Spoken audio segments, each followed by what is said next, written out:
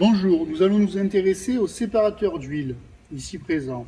Alors tout d'abord, dans le carter du compresseur, nous avons de l'huile. Cette huile est entraînée par le compresseur vers les organes de l'installation et surtout nuisible dans les échangeurs thermiques, condenseurs et surtout évaporateurs, dont elle diminue l'efficacité et où elle risque de s'accumuler et surtout si le fluide frigorigène n'est que fort peu miscible.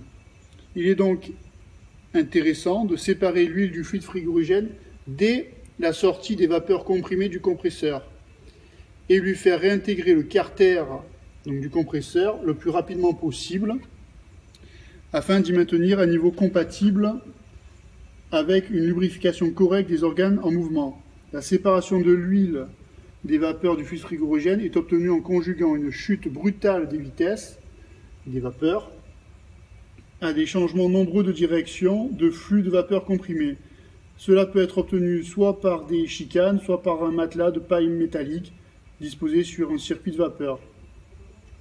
L'huile séparée est renvoyée au carter par une tubulure et un retour d'orifice, ici présent. De plus, cette huile est renvoyée dans le carter à l'aide d'un flotteur qui va libérer l'orifice d'aspiration.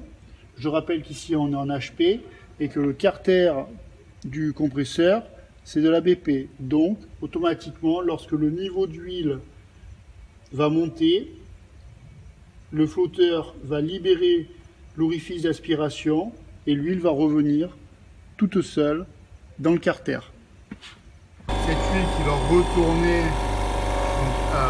dans la partie BP du compresseur. Donc maintenant on peut en conclure que le circuit d'huile il se situe ici.